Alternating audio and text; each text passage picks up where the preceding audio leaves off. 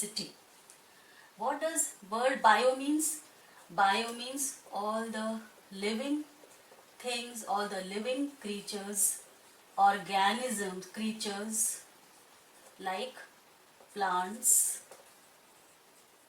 animals, and even those that are not visible with the naked eye, those unicellular bacteria and fungi, etc.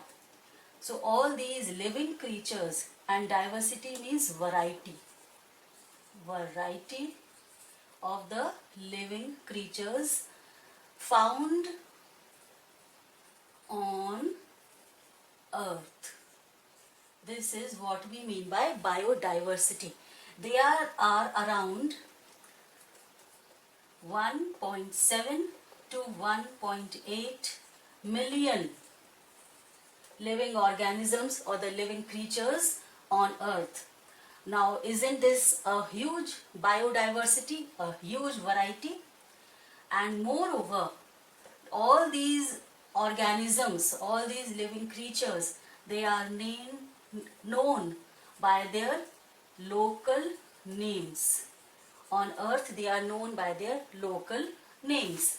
So this initially created a huge confusion because of these local names. When the scientists, they wanted to study or discuss any organism, so because of the local names, there was a confusion that was being created. Like scientists from India, for example, scientists from India will call any organism by the local name in India, and the scientist living in Russia, he might be calling that same organism with some other name. So a need was felt to give one scientific name, common scientific name to all these organisms, all these 1.7 to 1.8 million organisms. So the process that involved giving this scientific name was called binomial nomenclature. Nomenclature. After this process of binomial nomenclature, each organism, each of these 1.7, 1.8 and maybe even more by now organism, they came to acquire one common scientific name, and this was helpful in the study. Why was this important? To first study, describe and identify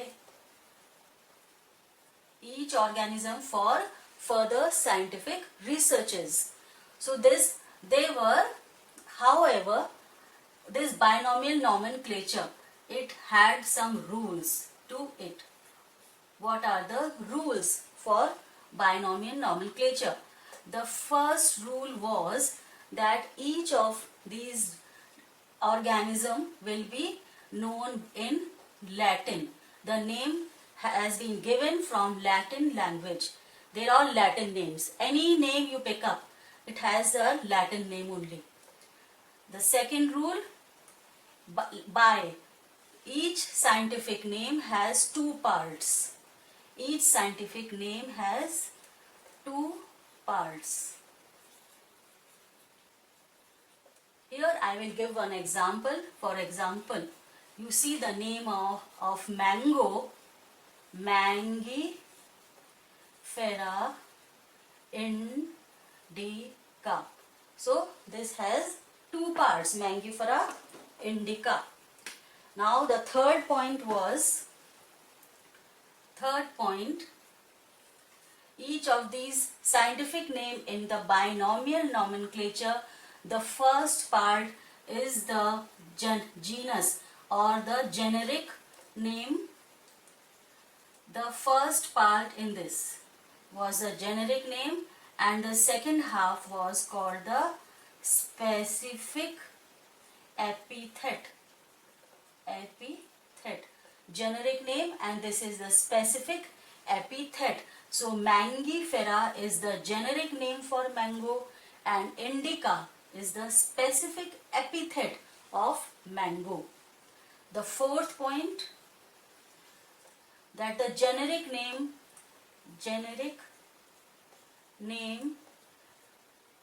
should be written by the capital letter. This is important, that in Mangifera indica the M is written in capital letter. So the generic name should start with capital letter, while the specific epithet should start with a small letter. This is another rule of binomial nomenclature. And one more rule, that if this name, scientific name, is handwritten, then it must be underlined. This name, both the parts should be underlined separately, not with a continuous line. Like writing in a continuous line like this, underlining like this. This is wrong, not this.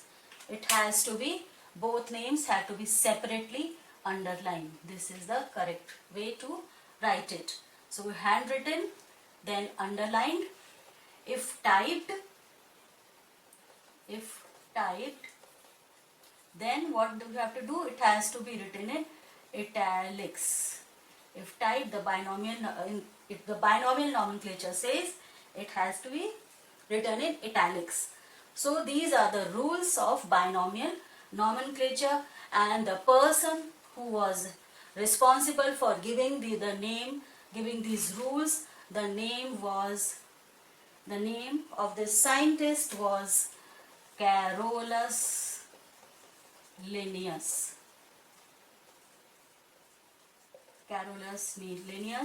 The organization that took upon the responsibility of naming all the botanical names, the name was ICBR, Indian Council of Botanical Research. They gave name to all the plants, while for animals, the organization giving name for all the organisms was ICZR, Indian Council of Zoological Nomenclature. It is ICZN, and this is ICBN, Indian Council of Botanical Nomenclature and Indian Council of Zoological Nomenclature. So this is about the binomial nomenclature. We have a biodiversity of organisms, and each of these organisms, all have a scientific name given by Carolus Linnaeus, the botanical name given by Indian Council of Botanical Nomenclature, and for the animals, Indian Council of Zoological Nomenclature has done the job. And the rules were, the names come from the Latin language, although now this Latin language is redundant. It is no longer in use, but still for naming, for giving the scientific names, this is still used. We are still using Latin. And the name has two parts. First name is the generic name, means giving the genus. Second name is a species, specific epithet, gives the name of species. If handwritten, they have to be underlined separately. If typed in italics, then in italics. And the first name always starts first with the capital letter. Specific name will start with small letter. So this was the details about binomial nomenclature. Now after this, we will continue with understanding some more terms which are very relevant to understand all this nomenclature process, and identifying and classifying all these millions of species, millions of organisms, how to understand them in detail.